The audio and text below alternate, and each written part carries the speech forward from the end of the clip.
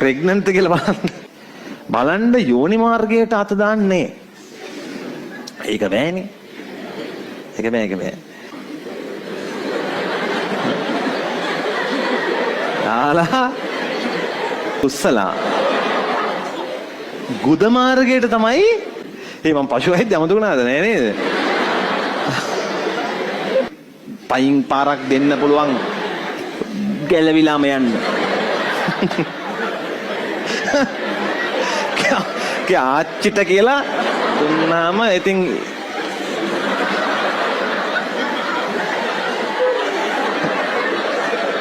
අතු සර්ජරිස් එහෙම කරනකොට ඊට කලින් දානවනේ අතට. ග්ලව්ස් කියන්නේ බහුවචන. ඒක වචනේ මොකද්ද? ග්ලව් ගයන්නක් තියෙනවා. මොකද කෙලින් උනේ? ග්ලව්. මේක හරියට මෙහෙම කරලා දා ගන්න ඕන. අදලා තියා ගන්න ඕන. නැත්තම් සර්ජරි කරන අතර ටික ගැලවෙනවා. වැස්සියන්ගේ ඇත්තම වැස්සියන්ගේ මේ ප්‍රෙග්නන්ට් කියලා බලන්න.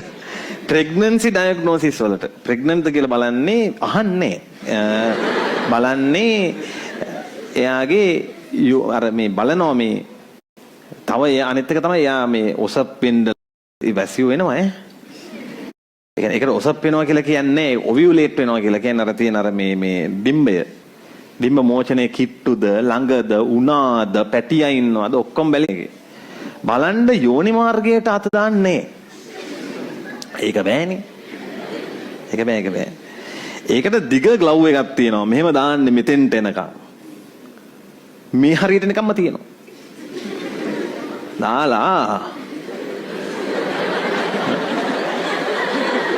දාලා වැස්සිගේ නැට්ට උස්සලා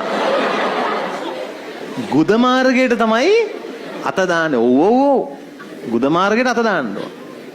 අත දාලා මෙන්න මේ හරියට විතර ගියාම දැනෙනවා පහළ ඒරියා එක. පහළ තියෙනවා ගැප් ගෙල ගර්භාෂය ඔක්කොම මේ ඇත්ත එහෙම කියන්නේ නෑ බොරු එහෙම නෙවෙයි. මම පශු වෛද්‍ය අමතුණාද නේද?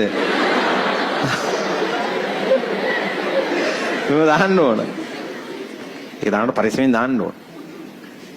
වැස්සි පයින් පාරක් දෙන්න පුළුවන් ගැලවිලාම යන්න. ආච්චිට කියලා දුන්නාම ඉතින්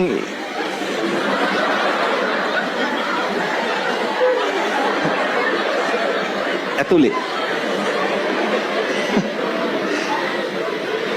එතකොට හොඳට බලන්න ඕන වස්සා ඉන්නවද කියලා නෙමෙයි. වස්සට තද වෙලා කිරිදොවද්දිත් එහෙමනේ. කිරිදොවද්දිත් හැබැයි කිරිදොවද්දි නම් ඇත්තටම මේ පොඩක් පරිසම් වෙන්න ඕන. ගහන්නේ මෙහෙම පණිට්ටුවත් එක්කම මේ ඒකෙත් වස්සයිම ඉන්නවද බලන්න ඕන ඇත්තටම. වස්සා ඉන්නවද බලන්න. සමහර වස්සන්ට මල පයින්නවා. මම දැක්ක නියම කාටුන් එකක්. අම්මෝ ඒ කිරිදෝපු මිනිහා ඌ පණිට්ටුවක් එක්ක ඉන්නවා. වස්සා ඌ අල්ලලා බිත්තියෙන් තියලා මේව. ඌ දැන් පණිට්ටුවත් එක්ක අර කාටුන් ලස්සනට අඳිනවනේ. ඌ මේ මල්ලලා වස්ස අහනවා අර වැස්සිගෙන් රත්ති මූද ඔයාගේ අතලින් ඇල්ලුවේ. මූද වැස්සි ඉන්නවා නිකන් දාන්න. ඉතින් ඒවට ග්ලව් දෙන්න ඕන. හරියට දාගන්න ඕන. නැත්තම් මෙහෙම කරලා එකපාරක් ගත්තාම ලස්සනට අරක ගැලවිලා ගොම ටික අතට එනවා.